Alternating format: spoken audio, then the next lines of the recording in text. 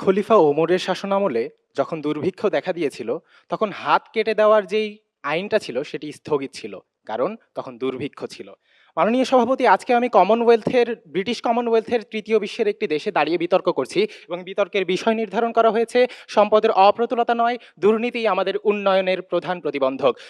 মাননীয় সভাপতি, আজকে আমাদের দল এখন পর্যন্ত তিনটি বিষয় প্রমাণ করে দেখিয়েছে। প্রথমত, বাংলাদেশে আসলেই সম্পদের অপ্রতুলতা বিদ্যমান রয়েছে। দ্বিতীয়ত, দুর্নীতি যদি একটি সমস্যা হয়ে থাকে, সেই দুর্নীতির পিছনের কারণটি হচ্ছে সম্পদের অপ্রতুলতা। তৃতীয়ত, আজকে আমাদের বিপক্ষ দলের সার্বিক আলোচ্য বিষয় যে সম্পদের অপ্রতুলতাই প্রধান প্রতিবন্ধক আমাদের উন্নয়নের ক্ষেত্রে। মাননীয় সভাপতি, লক্ষ্য করুন, ইন্দোনেশিয়ার অর্থনীতিবিদ শ্রী মুলিয়ানি ইন্দ্রাবতী বলেন, corruption, money laundering and tax evasion are global problems, not just challenge for the developing countries. অর্থাৎ বাংলাদেশের মতো ডেভেলপিং কান্ট্রি অর্থাৎ উন্নয়নশীল যেই দেশগুলো রয়েছে, এদের শুধুমাত্র প্রধান সমস্যা দুর্নীতি না, দুর্নীতি একটি বৈশ্বিক সমস্যা হিসেবে আখ্যায়িত করা হচ্ছে। দুর্নীতি শুধুমাত্র বাংলাদেশের মতো একটি তৃতীয় বিশ্বের দেশের জন্য প্রধান সমস্যা না। মাননীয় সভাপতি, তাহলে কেন পক্ষ দলের বক্তারা আজকে শুধুমাত্র দুর্নীতিকে প্রধান সমস্যা হিসেবে দেখাচ্ছে? মাননীয় সভাপতি, তারা আজকে বলে গেলেন যে প্রত্যেকটা খাতে বরাদ্দ দেওয়া হচ্ছে এবং বরাদ্দ অপচয় হচ্ছে।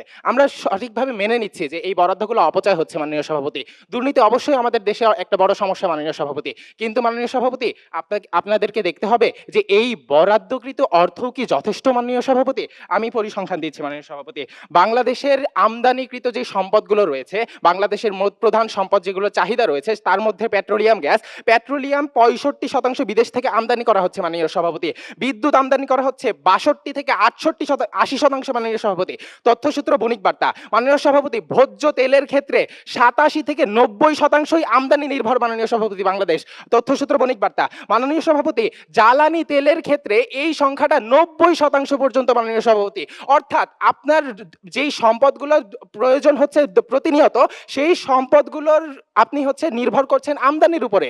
অর্থাৎ 90% যখন আমদানি নির্ভর দেশে আপনি বসবাস করছেন, তখন আপনার সমস্যা কি হচ্ছে?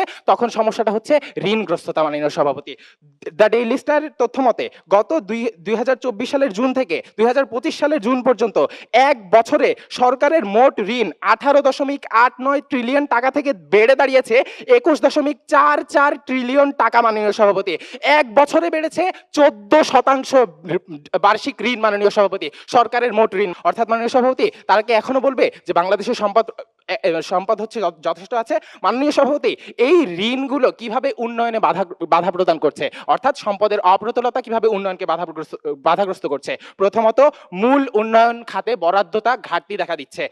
তথ্যসূত্র দ্য ডেইলি স্ট্যান্ডার্ডের তথ্য মতে, শিক্ষা খাতে উন্নয়নে দেশের মোট বরাদ্দ ইউনেস্কোর মতে থাকা উচিত 4 থেকে 6%, কিন্তু বাংলাদেশের আছে মাত্র 1.7%। মাননীয় সভাপতি, অর্থাৎ শিক্ষা খাতে বরাদ্দ আপনার 2.5 থেকে 4.5% কম। মাননীয় সভাপতি, স্বাস্থ্য খাতে অর্থাৎ হসপিটালিটি বা হাসপাতাল তৈরিতে বা স্বাস্থ্য খাতে যেই ধরনের বরাদ্দ দরকার, সেটা হচ্ছে 4%-এর বেশি একটা উন্নয়নশীল দেশের জন্য দরকার, জিডিপির 4%। কিন্তু মাননীয় সভাপতি, বাংলাদেশে এটার ঘাটতি আছে 1.83 লক্ষ কোটি টাকা ঘাটতি আছে বাংলাদেশে। মাননীয় সভাপতি, তথ্যসূত্র দ্য ডেইলি স্টার। কৃষি খাতে ঘাটতি দেখেন, কৃষি খাতে 50% ঘাটতি আছে বাংলাদেশের জিডিপিতে বরাদ্দর ক্ষেত্রে। মাননীয় সভাপতি, তথ্যসূত্র এসসিআর আইবিডি। মাননীয় সভাপতি, অবকাঠামোতে ঘাটতি দেখেন, অবকাঠামোতে 60,000 কোটি টাকা বরাদ্দ ঘাটতি দেখা দেয়। মাননীয় সভাপতি, অর্থাৎ মাননীয় সভাপতি, এখানে এটাই প্রতীয়মান হয় যে আমরা যদি ধরেও নিই যে বাংলাদেশে দুর্নীতি রয়েছে, এই দুর্নীতির আগে চিন্তা করে দুর্নীতি না থাকলেও আপনার এই বাজেট ঘাটতিটাই থেকে যাচ্ছে। মাননীয় সভাপতি, এই বাজেট ঘাটতির পরে দুর্নীতি যখন একটা অন্যতম সমস্যা হচ্ছে, তখন আরো বেশি সমস্যা দেখা দিচ্ছে। আমার জনগণ পর্যন্ত ওই বরাদ্দকৃত টাকাগুলোও পৌঁছাতে পারছে না। অর্থাৎ আমরা কখনোই বলছি না আমাদের দেশে দুর্নীতি নেই, দুর্নীতি অবশ্যই একটি সমস্যা তৈরি করছে। মাননীয় সভাপতি, ঋণ কিভাবে আরো বেশি সমস্যা তৈরি করছে? মাননীয় সভাপতি, দেখেন, মুদ্রাস্ফীতি। বাংলাদেশের 22 সালে মুদ্রাস্ফীতি ছিল 7.70%, 23 সালে সেটা বেড়ে দাঁড়িয়েছে 9.88%, এবং 24 সালে সেটা বেড়ে দাঁড়িয়েছে 10.47%। মাননীয় সভাপতি, তথ্যসূত্র ম্যাক্রো ট্রেন্ডস। মাননীয় সভাপতি, এই মুদ্রাস্ফীতির কারণে কি কি সমস্যা দেখা দিচ্ছে, কিভাবে উন্নয়নকে বাধাগ্রস্ত করছে? ক্রয় ক্ষমতা কমে যাচ্ছে, গরিবের উপরে চাপ বৃদ্ধি পাচ্ছে, সঞ্চয় কমে যাচ্ছে, এবং এর জন্য বাংলাদেশের দেশের ভবিষ্যতের নিরাপত্তা নিশ্চিত করা যাচ্ছে না, চাকরির বাজারে ঘাটতি দেখা দিচ্ছে।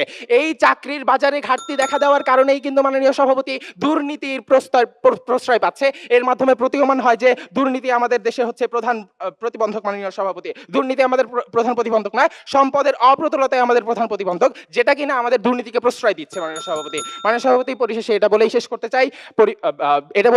চাই, আমাদের দেশে হবে সেই নেতা কবে যে যে কাজে না, কথায় না বড় হয়ে কাজে বড় হবে। হ্যাঁ মাননীয় সভাপতি, আমরা ওমরের মতো সেই নেতাই চাই যে কিনা দুর্ভিক্ষের সময় দুর্নীতিকে প্রশ্রয় না দিয়ে দুর্ভিক্ষকে দূর করার জন্য কাজ করেছে এবং সার্বিকভাবে পরিশেষে দেশের উন্নয়নের সাধন করেছে। ধন্যবাদ মাননীয় সভাপতি।